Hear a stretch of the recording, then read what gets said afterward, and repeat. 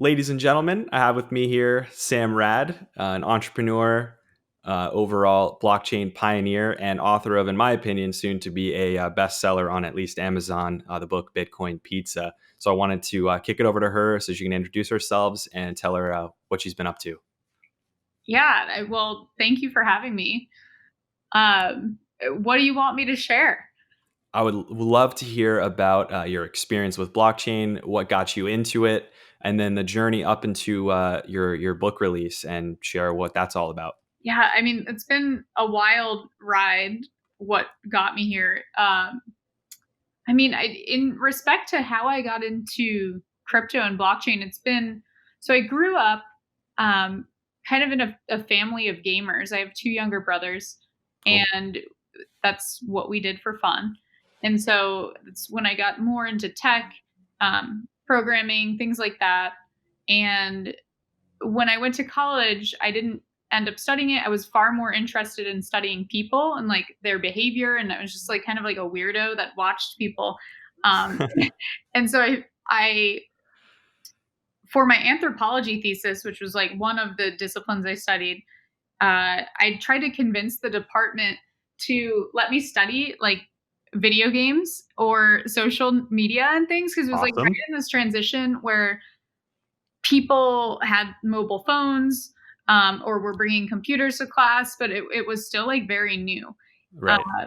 I'd say this was around 2009. And I ultimately convinced them to let me live in a virtual world called Second Life from Linden Labs, which is, super way ahead of their time.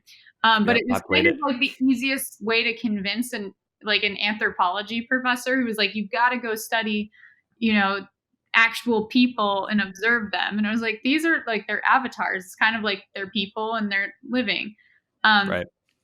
so yeah, when I was doing that, I was running like a digital t-shirt shop and making some, linen dollars and making some US dollars. And I became fascinated with it, like not just from the gaming world, but just the whole experience of, um, this other world. And that was around the time I became aware of Bitcoin and just what was going on in that space. And honestly, I wish I had done something more and started a company or Yeah. whatever. But I was kind of just like lurking around, um, researching, trying things out as they became available. Definitely more in terms of like I want to use Bitcoin to do this thing, not like I'm going to hold on to this for 10 years. Wish I Yeah. had. Um, and yeah, and so there's the other side of me. I became an entrepreneur, so I started a company while I was in college around this time. Um, not not in the crypto space, of course, but ultimately Mhm. after that first company, I ended up living in Park City, Utah. And surprisingly, I was just trying to get away from tech and live in the mountains and Yeah. become a ski patroller. But there were a lot of like Bitcoiners and people out there. I think it was the influence of Overstock.com accepting Bitcoin and Patrick Byrne. And so I kind of met some folks, built a product. It was a loyalty product. Um, and then ultimately co founded a company called Chronicled in 2014, which I mean, really, we came together to explore. It was like an exploration of blockchain for Yeah. non-financial use cases, which, like, I at the time didn't know if I believed that there were non-financial use cases. I still Right. um, question that, although it's a massive area, and the company has grown in that area of supply chain. Right. And I know it's definitely a point of contention amongst our community. So I guess where the book came from, I don't know. I mean, on one hand, I've been doing these things in emerging technologies, but specifically crypto and blockchain for so long where like people don't know what I do for a job. They like haven't. Now they finally do. Yeah. They're like, oh, I heard about it. How do I buy Bitcoin? But like, it wasn't like that. My parents were like, it's this like weird internet money stuff, or is it Yeah. illegal? Is like Sam a drug dealer? Like, I don't know. Right. So I realize as on one hand, while it's really amazing that like were talking about this more and more in mainstream media, Hmm. um, there was still like a gap, an information gap in terms of like high level, fun, digestible uh, information about like why this is important, and not just like the technology and how it works and what sorts of things we can do with it, but more on the level of, you know, what were the social and cultural and political and economic contexts that like led to this, like pre 2008, you know, financial crisis, Yeah. and why is this transformation so big, um, on that sociocultural level. And so that's kind of why I wrote the book. It started as a half joke. I like it. I had made this like crypto glossary, so Hmm. like explaining terms like Bitcoin pizza or to the moon or Lambos, like the significance of these, um, I don't know, cultural myths or like terms that we use, Yeah. just to like lame to people. Cause it was like, I think there was a conference in New York, it was like Consensus or Blockchain Week. And there were, you could hear the sound of just like Lamborghinis all around New York City. It was like so loud. Insane. And people are like, Yeah. why, what is the significance? Or like, why are these things here? And so I really just wanted to, you know, explain these things. That's awesome. Yeah, and I really respect the direction that you came from to get to crypto and blockchain, et cetera. There are a lot of folks that have different stories about why they were even interested in it in the first place. For me, I was just the weirdo who had absolutely no clue what I wanted to do with my life at all. Mhm. I had too many interests and I couldn't find anything that satisfied my curiosity in all these different things. And then I read the Satoshi white paper on Stumble Upon, and I'm like, this has a lot of like economics, Yeah. study of human beings and psychology and tech. This is awesome. And then I stuck with it. But then to your point, anthropology, how people react to things and how people in history have done things, really interesting Yeah. thinking about blockchain It's and crazy. crypto. I originally started in neuroscience, um, and then was like, I don't know, I don't want to go become a surgeon, Yeah. like a neurosurgeon. And I didn't think I would ever use like like this perspective, this way of thinking that is unique, not unique to me, but it's just like how I see the world. Hmm. And finally, like this space, I see like, you know, uh, companies that have calls or like actually have roles that are like anthropologist in residence and Yeah, it's really at cool. crypto companies. I'm like, yes, finally. You know, it there is equal necessity for the technical engineering as well as the social engineering. And it's almost a Hmm. bigger challenge to align. I mean, it's the biggest challenge to align incentives on, you know, a multi-party network. So, you know, I Agreed. really like that aspect. Yeah, and I find that a lot of times in the space we have a lot of people that are striving for and preaching the goal of as close to or complete decentralization, right? But there's no thought given to how, in the absence of an authority and in the absence of any centralization, how are you going to know how people are going to react and use the product that you create? As an engineer, that's what keeps me up at night. Is I've tried to make this as airtight as possible, but I know that somebody's going to find the hole. And how do we dissuade people and kind of point them away from doing that? And Yeah. and that's the challenge. Yeah. Or encourage them to find the hole and make a better system. And taking cues from open source. Like, I mean, I don't know. I think the Bitcoin network is doing a pretty good job of it, of keeping it Yeah, super simple. I think in some of the other products, and that's where I find it challenging with more of the blockchain side of things. Um, some of these things are incredibly complicated. Like I was exploring ideas around uh, like cooperative government governance and resource management, and just like kind of fun experimental communities, and right. it's like, whoa. Um, Yeah, there's a lot going on. yeah. That's really cool. And so, in your experience or in your opinion, when you look at a project that's using that hot topic, right, that blockchain word or the cryptocurrency word, to you personally, how do you go and evaluate that from a value perspective? What are you looking at in their, if it's not their white paper, even their marketing, to say, hey, there might be a use case here?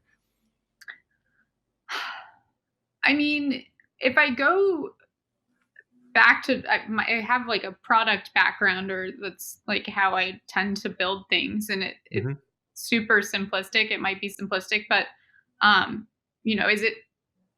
is there demand? Is it solving a problem, like a real problem? And I think Right.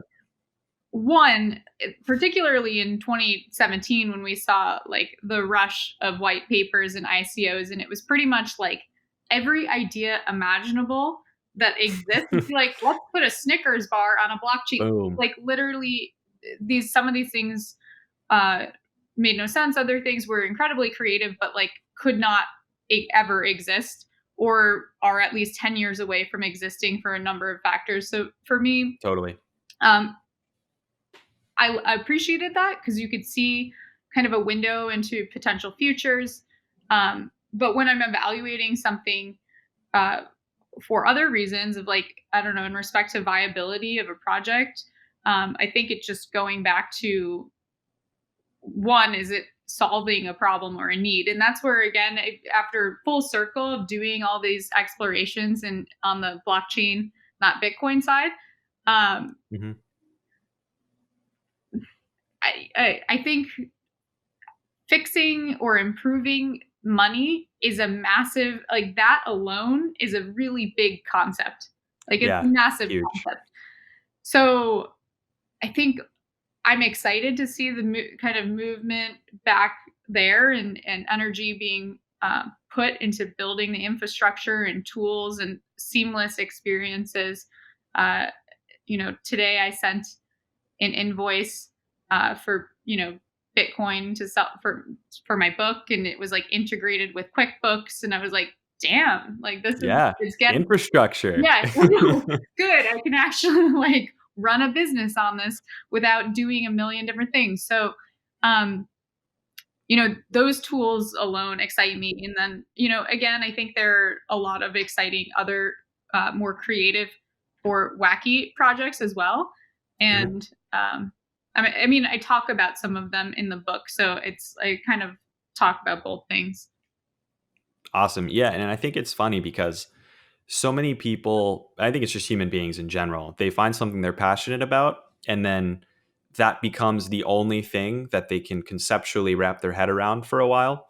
And so you'll see like people who are really into Bitcoin and are really bullish on the value or bullish on the project or the mission. It's all Bitcoin, not blockchain. Everything else is dreadful and terrible. And then you have people who are immediately threatened by Bitcoin, saying it's not Bitcoin, it's blockchain. That's the powerful thing.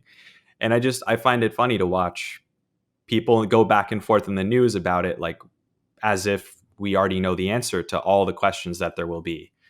Yeah. I mean, that's a great point.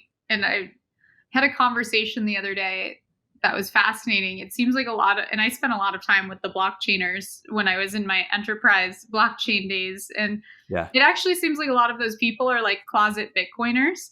But totally. they just can't, because of their large corporations that are doing their like blockchain pilots to do whatever it is, that they'll never end up doing. It's too risky of a thing for some of these corporations to like endorse publicly Bitcoin, but they are Right. getting involved. So, and I think, again, it's a learning experience for all of us. A totally great point. No one knows. I don't think anyone like knows where this is Yeah. going, knowing the answers. We're all working and building and learning together.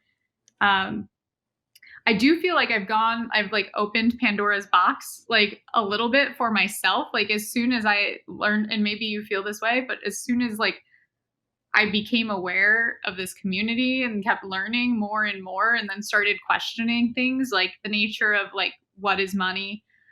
Yeah. Why do we have governments? What is a nation state at this point in time? You really start to question the nature of, our constructed reality. And these are big, hard questions, the kinds of questions I like. but I like honestly could never go back. Like I'm like trapped in this our new Same. world where it's like, oh, wow, there's still people who um, aren't so obsessed with the crypto community. Yeah, definitely. And I think that's why it's cool to have books like yours that are out there that are they started as a glossary, which I think is powerful in and of itself, but then talk about the story really truly as a human being of like what this all means and why it's important. I think those things are even more valuable than, people talking about the price of Bitcoin or people talking about where Bitcoin's going to go in 20 years from a financial perspective, when a lot of people are still wondering what it is, why it matters, and what the technology is in the first place. So I think those are really important places to start for a lot of people. Yeah, I mean, again, nothing against speculating and getting excited about Truly, yeah. um, the prices or tools or projects. Um, but yeah, I think having a grounding in an understanding on why people are so excited and working on these things Hmm. is also important. Um, and also, or just like, even if people read this book and they say like, I still think this is a scam and I hate this, great, then at least you have a little more information to make that opinion or base that Yeah. opinion on.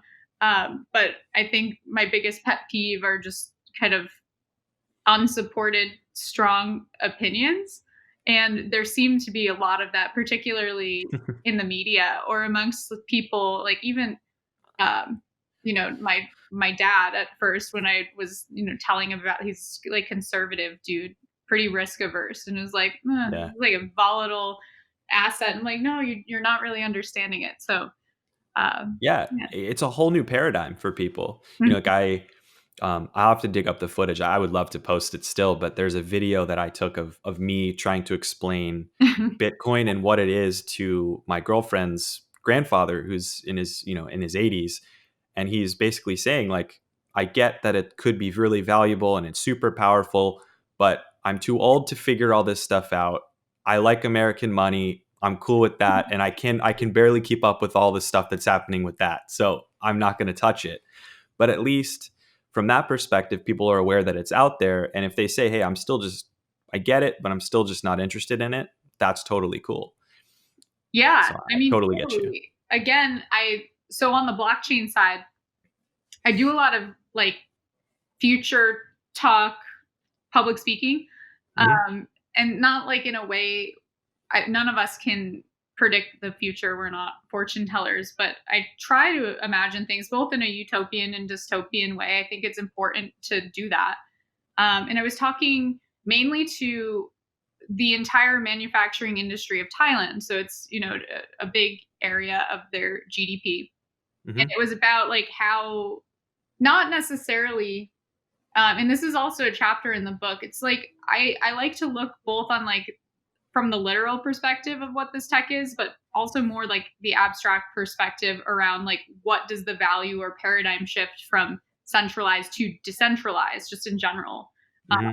systems or ways of organizing mean. So for them, the example is like right now, the way you conceptualize your business is you own a building, a factory, manufacturing plant. It has your machines, you produce stuff, it goes to a distributor, and that's how you think of things. In the future, Right. you might own, a fraction of a fleet of 3D printers that are globally distributed and running on a network and receiving payments. And same thing for like people owning fleets of autonomous vehicles or, trucks or whatever it might be. And so for them, they were initially scared. They're coming to me like, hey, all of our margins are getting smaller, our business are shutting down. There are all these questions around like future of work and uh, will automation replace jobs? Which, like, yes, it will. Yeah. Um, but there is also an optimism of like, if you can embrace this paradigm shift and learn to think differently, that like your business might fundamentally do something the same thing, but in a different way. Um, and the business model might be slightly different. Then they got excited about it and started to like understand more about, again, like why the technology or the values that underpin the technology is important to them. So yeah, I mean, again, they're like big questions and big shifts. Yeah. And like even if you're talking about just like money, that's big enough. But it's something that I do believe will impact every industry, from you know what we produce and what we consume and the flow of data and what we know, and access to information. It's like it's um, incredibly important. Yeah, totally. And I think only just now is the concept of what technology is doing both positively and potentially negatively means for us, like as a society, and not just one individual country, but globally. What does it actually mean about how we're all going to change the way we work with each other? To your point about manufacturing, that's one of the first places that people talk about because of automation. Where are you going, and how can we plan for that to be prepared to also use the same technology to help us still capture value, make a shift? That's super cool. Super cool. Yeah. So shifting focus back to your book again, for me, I'm like halfway through it now, and I really enjoyed it. I'm curious, just from your perspective, why Bitcoin Pizza is the title. I think it's awesome. I'm just curious to hear the story. Yeah, I mean, who doesn't like pizza? First of all, I Agreed. mean, um, no, I mean, so something that I think is so important to any community, whether you're talking about like a political group or a nation state or a company, is the origin story. Hmm. And of course, in our space, we have you know Satoshi, like him or her or their selves, as like kind of the primary origin story, and then we have these other, again, like culturally significant myths, I would say. Yep. um, so again, like Lambos or to the moon or hodl or these things, and Bitcoin Pizza, the story of Laszlo Hanez, and buying two Papa John's pizzas for 10,000 Bitcoin. It kind of captured mainstream awareness. It might not have been one of like the first story, but Hmm. I mean, when the price of Bitcoin went really high, in like then people were like actually talking about it in mainstream media, writing about it, being like, oh, this dude would have been like Yeah. many hundred millionaire. Um, yeah, I think the story is an important one and was just a culturally significant moment. And there's like a holiday now. So what better title?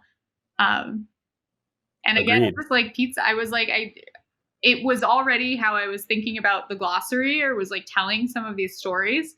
And so there wasn't a title. And it was actually like before the book was even written, like I had the Hmm. title. It was like, this is it. And it was like a joking working title.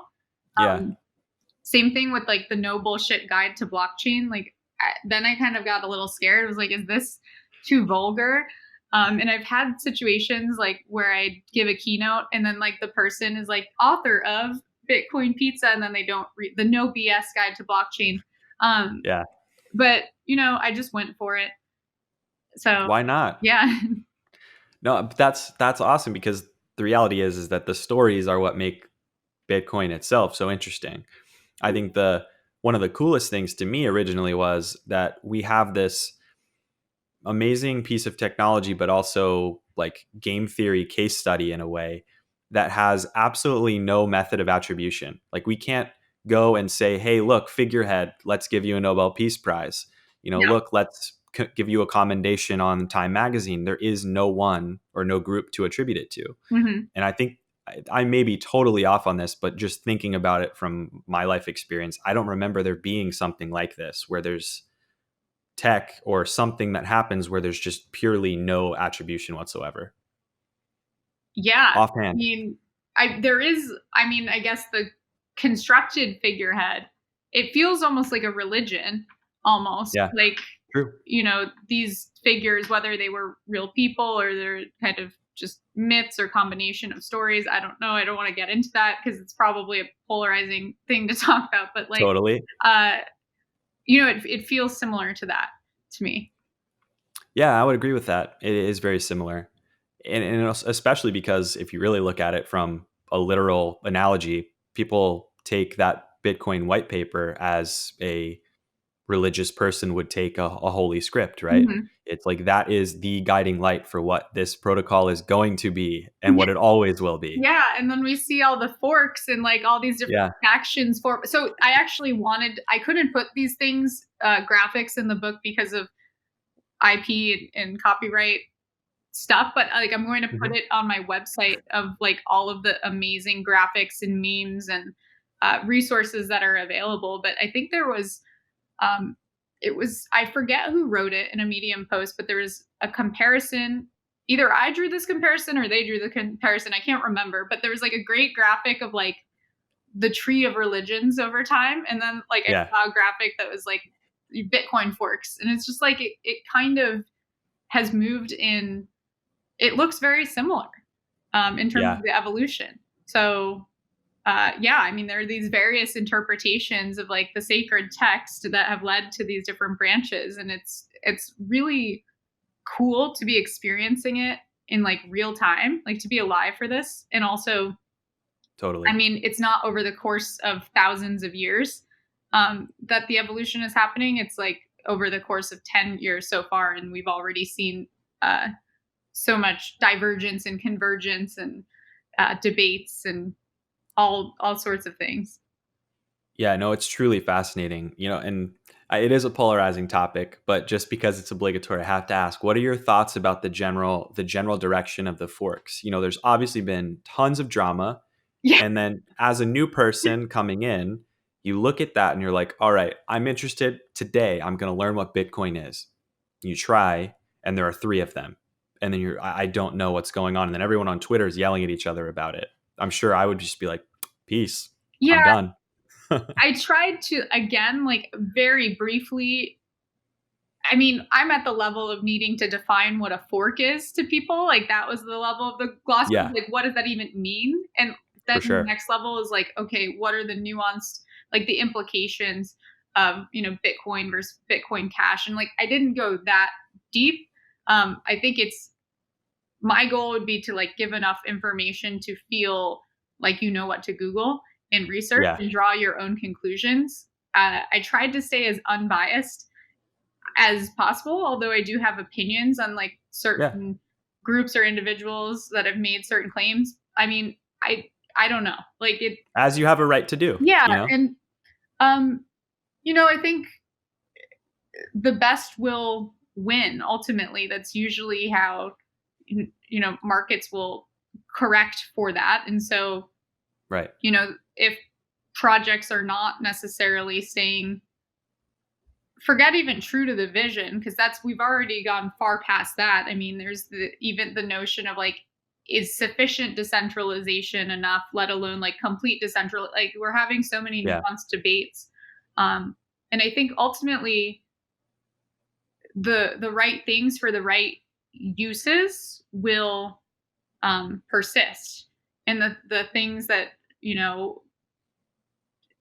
kind of got it right but not fully, like, won't persist. And that's the way that traditionally, like, you know we've seen evolution, or the evolution of, like, tech products or companies. So totally. Definitely. So, and I think that's a good segue into like tech companies. It's very interesting to watch tech companies and their figureheads start to sort of step in the ring and get their feet wet a little bit. As we know, Jack Dorsey, the OG behind Twitter, yeah. he's very big into Bitcoin. He's amassing a team to work on Bitcoin and to provide products that make the UX a little better for people. And then you obviously have Facebook that stepped into the ring with cryptocurrency. Mhm. What are your thoughts on the role of big tech in the evolution of crypto and blockchain? I mean, I think, one, it's integral to the development. So you could even look at big tech. We could go farther back and say, half of the reason that we're able to collaborate and work together on these tools are the existing infrastructure of the internet, or Yep. communications tools, provided by various companies, or GitHub or Reddit or open source, where these communities congregated, or forums. Um, so it's so important. I think there are some like, so naturally most of the crypto world is on crypto Twitter and we spend our Yep. time there. And I think the values of Twitter seem maybe a little bit more aligned with the some of the values, um, you know, of the crypto space. Uh, and yeah, Jack Dorsey's approach or Twitter's approach has been more of kind of providing an on ramp to Bitcoin through the Cash App. It's great. It Yep. feels a little bit more like to the core of like Bitcoin maximalists. Like it's easier to support. This like Hmm. Facebook Libra thing is a little bit easier to disagree with.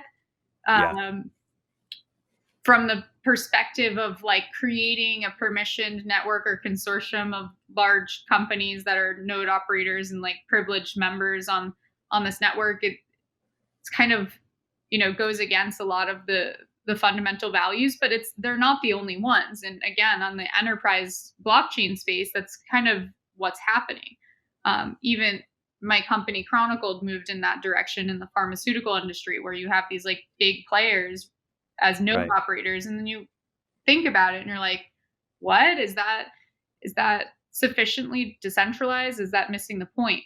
um, then again, I'm giving a talk in Brazil in September, and I started speaking to people like on the ground to like get more information because the topics on open banking and financial inclusion, and I'm a little like I wanted to become more informed. And I asked the question like, what do you think about Facebook or Libra? And honestly, most of the people were like, we're so excited about it. We think this will be a really big thing for us. But the other side of the coin is that we need to get more like cell phones in people's hands. Like that's the other. Interesting. We need that infrastructure. But like it's here in the United States. Maybe it's a more extreme debate, and it was refreshing to hear different perspectives based on where people were located or what sorts of things they valued. So to them, they're like, yeah, we definitely trust these players and big companies Hmm. a lot more than our current government. So, Interesting. you know, Yeah. so Yeah. coming from the US, in a privileged position with the US dollar and kind of its weight, maybe there's more of like a privilege to like hate on that project. Whereas, the people I was speaking to were Venezuelan refugees on the border of Brazil. And so it's like a totally different dynamic.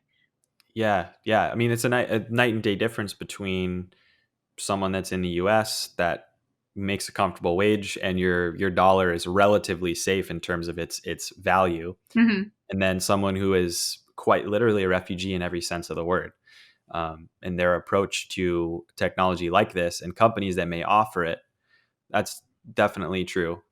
Yeah. Yeah. Awesome. So, I mean, then if you take that topic a step further and you talk about blockchain and really even specifically Bitcoin's impact in places like Venezuela and places even in parts of Africa, some places in Southeast Asia that have issues with corrupt governments, that have issues with overall lack of basic financial services. Do you think that these technologies have a part to play in the resurgence of those places?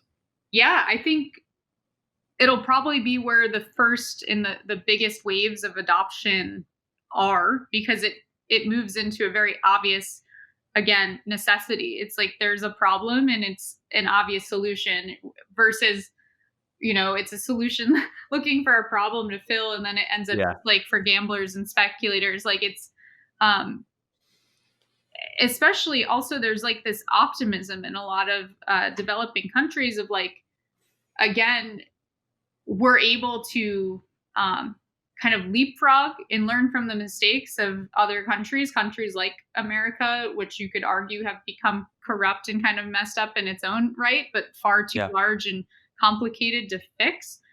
So other conversations beyond just, um, you know, financial security have been even like voting systems. So like, there's no way in hell that we're in the U.S. going to roll, a blockchain based voting system anytime soon. But in smaller countries or countries where, the infrastructure isn't as, formalized, or that it's been already like changed so many times, I think they're more open to implementing systems like this. So I absolutely think it'll make a huge impact. They'll, you know, other countries will lead the way.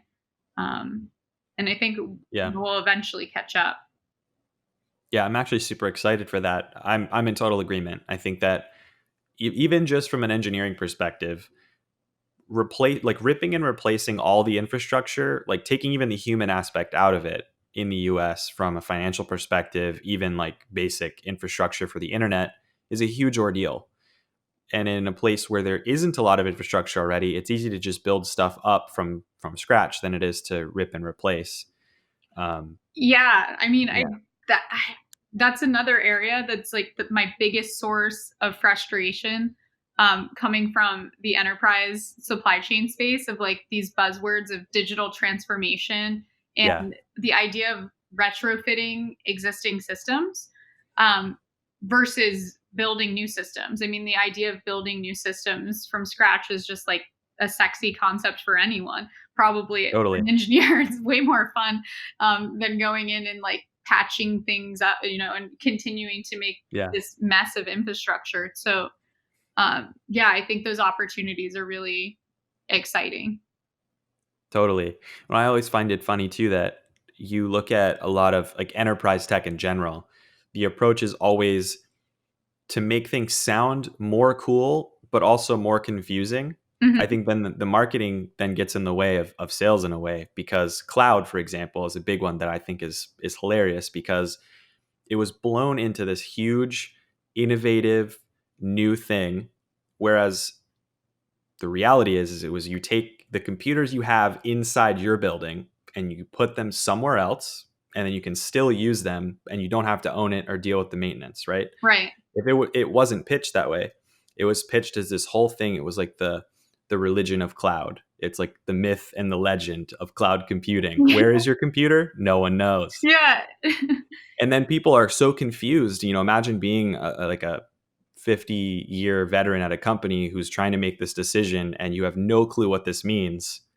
You may have said yes if you knew that it was that straightforward. No, I mean, I in my past life, I helped evangelize and sell cloud services for Cool. a large, well-known company that does that. And um, again, it was such a ridiculous concept of like, one half of these people, yeah, it's all still like on-prem, and they're like, it's super secure data centers. The idea of like, Yeah. because it was pitched as this like mythical thing, then they're even more like timid about it. They're like, wait, No what? way. Like, who has our data, is controlling this, maintaining it, versus like, yeah, it could have been pitched better. And I'm seeing it's the same companies that are like pitching blockchain as a service now, that were pitching, the cloud services. And that's also kind of ridiculous to me, because they're still pitching it to the same people who haven't even made that first step to, Yeah. of digital transformation or into cloud services. So I don't know how you're going to get people to go from like on-prem to blockchain. It seems equally as crazy, but Totally. you know And I've seen people, and for anyone not familiar with the terminology, on premises is basically someone who has servers that deal with all their IT inside their own buildings, and they take care of it. They have people that work on these servers and maintain them. Cloud is your computers are somewhere else in a data center that's also well protected, just not in your ownership. Um, but I've seen people pitch blockchain, even at conferences. I've heard people say, like, we have a blockchain solution that is made for on-prem. Like, if you want to do everything on-prem, go for it. And it's a cool idea because it gets people excited if they're only into on-prem, but it doesn't solve the base problem that people aren't ready to even let go of their computers, let alone let go of control of their data 100%. Yeah. So I mean, that's exactly what we found in my previous company, um, in the pharma industry. So we Hmm. launched a network called the Metal Ledger Network, and I mean, rolling that out, it was like a 2-year process of, actually, um, installing, uh, their nodes on-prem. It was just like, Yeah. kind of a crazy concept. I'm still surprised it worked. It is working. It's like, because to me, I was like, I was coming from this maybe um, different perspective of, I don't know, like I've built like SaaS software and make things like one click super easy, and these companies Yep. are like, hell no. So it's definitely interesting to see like the full gamut of approaches. Totally.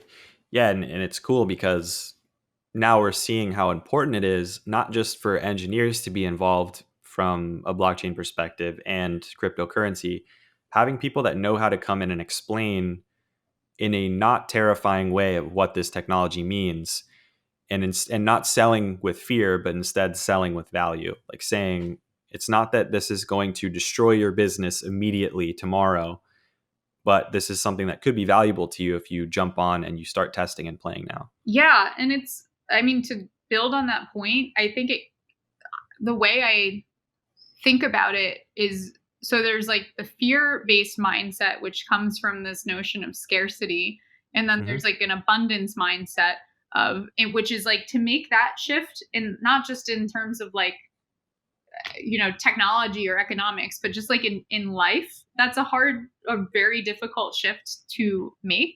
um and people spend their whole lives like never getting there.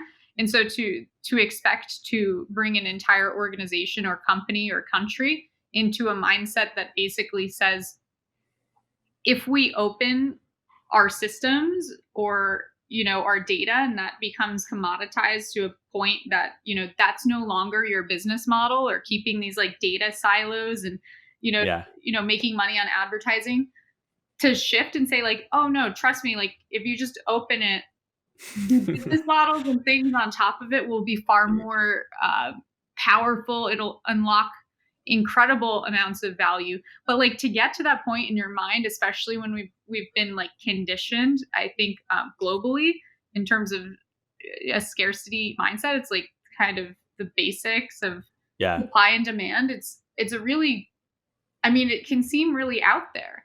Um, I I'm agree. sure people think I'm like a cuckoo person when I speak on stage about this stuff, but Hey, what can you do? yeah, No, and then you also have on the other side where the media, I think, has a big part to play in that approach to this technology, because you will see that because of the culture of media, especially in really developed countries, is you've got to get clicks and you have to get attention, yeah, even at the expense of not telling the whole truth, right? We all know that that happens. So we've seen a lot of news about, oh, well, when Bitcoin was hacked, right? In reality, Bitcoin in and of itself yeah, hasn't really been hacked. People made solutions that tap into Bitcoin or that use Bitcoin that have been hacked. And that's yeah. a very different story.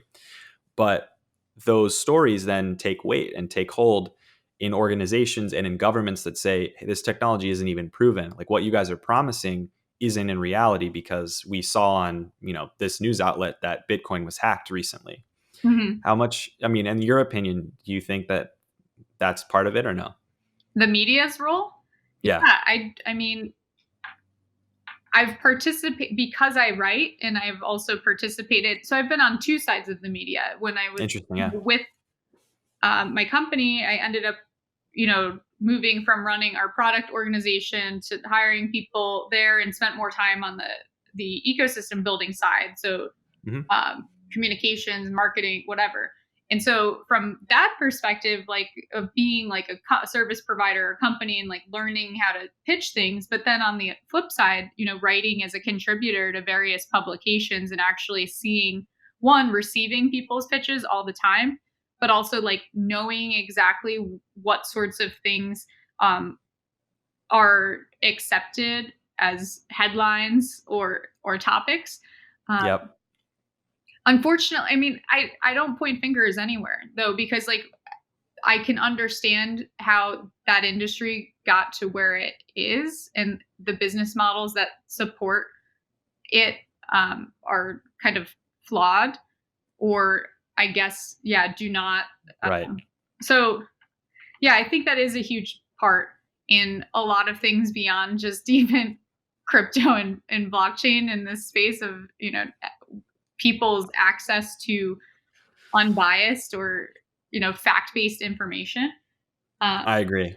and again, that's like, I'm not claiming I'm a human. So like the book obviously has bias. And Yeah. to be honest, my opinions, it was about a 2-year project, maybe a little shorter, maybe a year and a half, but like in our space, that's like a lifetime, first Really and is. foremost. Two, like by the time I finished it, again, you learn more, your thoughts evolve. So there's maybe certain things that I no longer believe, but I tried to leave opinions out of it, and tried my best to just tell like an unbiased story of like, here there are people who are Bitcoin maximalists, there are enterprise blockchain people who talk about like permissioned or even private networks, and is that a blockchain? And Right. so I don't know. Um, I do hope that we have more unbiased, as or just information education, Right. wherever that can come from, or just conversations like this and podcasts where people can form their own opinions and do their own research. But um, the goal for the book again was to reach like a mainstream audience in the way that the mass media does. So like the audience was literally like people who have seen or heard about it on CNBC. Like that was Yeah. kind of the target audience of like, oh, you've like seen it on TV maybe once or twice, um, and beyond that, you don't really know. And Yeah. hopefully, trying to rectify some of the damage done. Totally. And it's hard to know where to start. And once you get started, it's hard to know what's opinion and what is fact, but also sort of pushed out, particularly for self-interest. It's difficult to do that. It's difficult to parse through all that stuff and figure out what there is out there to trust. Well, certainly, and I mean, that's even the concept of history itself and writing history. I think often we forget that many things we take for granted, such as history or money, are social constructs. They were written and created by people at some Hmm. point in time. So, if anything, the space or Satoshi's white paper reminds us that, again, money is a construction. It can be changed, it can be made better. Same thing with history. Like, I'm very aware of the fact that by writing something down on, in a I mean, I guess it can be changed. Anything can be changed, but like by writing it Yeah. down, it carries a little bit more weight. And it made me honestly kind of nervous to do it because it's like, oh, I can't talk about everything. I can't explain every nuance. And what if I Yeah. missed this point, which I know I did, and then people get the wrong idea and I've like messed something up. So it's we're all playing a very important role in telling the stories of. Yeah. I totally hear that. I mean, I get super nervous every time I post a video. I'm like, well, I did a lot of research for this, but what if I mess something up? Like, am I going to be contributing to the problem of misinformation here? Unintentionally, but still misinformation. And I think, it plays into like just people in general. Like everyone has the human nature aspect of you miss stuff or lace in your opinion even though you didn't intend to, because that's just who we are. Yeah. Uh, I mean, like, that's totally spot on. Yeah. And especially when imposter syndrome starts playing games too, and you say, I've devoted a mere 9-10 years of my life to this, but even still I still worry that I'm not doing this I'm not doing this Me, correctly. I mean, I have no idea. And that's what keeps me on my toes is that, I mean, I'm a student. There are plenty of things. I just love learning. There, like, honestly, I'm not an expert in anything. I don't like that term or people using it as like the first of like, oh, no way. But like, I Ooh. mean, I'm definitely come from my own perspective, which is like the socio-cultural side of things. It's not from, the cryptography or economics or game theory side, but I Mhm. appreciate it. I continue to learn about it. It's, so I like the diversity of the space. Yeah, that's for sure. I think that's one of the things that really is a draw for people is that there's so many different practices and different studies that and approaches that you can take to it. If you're an economics person, this is a huge undertaking and a huge like case study of how things can change over time and Mhm. how economic theories play out in reality.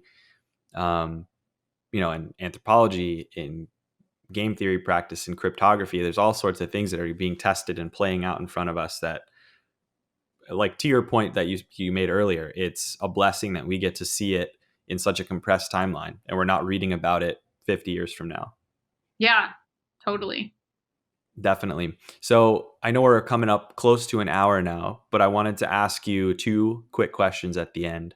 The first would be if you could point to one particular thing, and it can be very small in scope or very large in scope, that like basically what is the number one value prop to you that we'll see for blockchain and cryptocurrency in the world? Like of all of them, what are you most stoked about?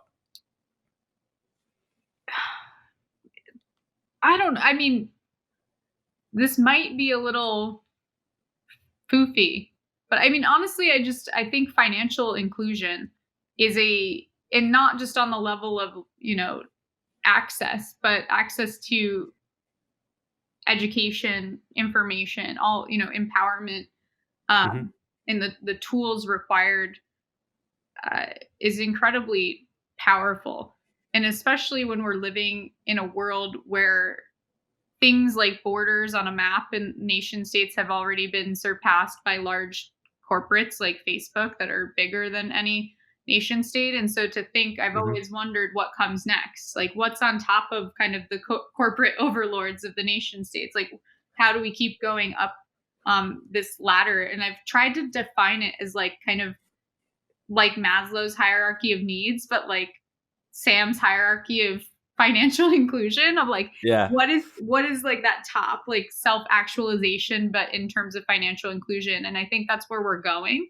um I can't tell you what it is. Maybe I'll try to like I'm trying to make the levels, but I think, you know, unlocking this value, potentially, I won't go so far as to say utopian and whatever. I'm a pragmatist, but right. on a level where we see significant and powerful change in the way that we organize, and particularly on like the financial inclusion side is really big and exciting to me.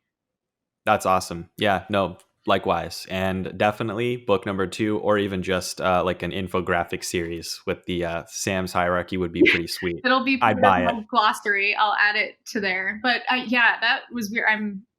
It's on my mind because I've been invited and I'm so excited to do this talk on financial inclusion, which again, it's Hmm. like I usually do these overview, like what is decentralization and what does it mean? And so this is kind of a new area of focus.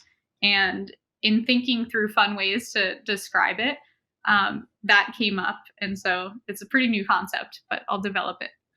Nice. Keep me posted. Yeah. And then finally, I'm trying to ask everyone this to the best of my abilities, but what are your top two places that you like to go to read informational stuff or just opinion on this topic, blockchain, cryptocurrency, etc.? Where are your spots? Um, so first and foremost, and it might not be the best for newcomers, but also it might be the best is Twitter. Um, Yep. I one I prefer primary sources for anything, so it's honestly like where I've met so many people over the years, literally that I know digitally and never meet or sometimes meet in real life. Yeah. um, it's where people you can understand kind of where they're coming from or their opinions. They'll share Medium articles, and so the second place I'd say is probably, well, not necessarily Medium anymore, with the paywalls, but personal blogs or any sort of company blogs. Um, I'm still figuring out how I feel about the various publications in the space. Hmm. Um, but yeah, I follow all of them too. So Cool. yeah. Yeah, it's just good for people to get an understanding of where people that work in the space are getting their info or trying to get info. And maybe that will help people find what they're looking for a little bit easier. So with that, where can people find you? Can they follow you on Twitter? What's your handle, etc.? They can. So it's the same handle across social media networks, but I'm primarily hanging out and chatting on Twitter. It's Sam Rad Official. So you can find me Sick. there. I'm pretty friendly. Oh, also, we should talk about this. So if this comes out before the book launch, which is August 20th, I'm having a pizza party on Twitter. And so I've partnered with some Cool. amazing companies in the space to airdrop um, pizzas at various Domino's locations around the country in the United States. So if you live in the US and want to join, or we'll try to do it internationally. I'm still figuring that out, but join the pizza Logistics, party. Yeah. Yeah, and I will be tweeting this out as well. I have like an invitation that Sam was nice enough to send to me physically, and I'll tweet that out so you guys can get all the information.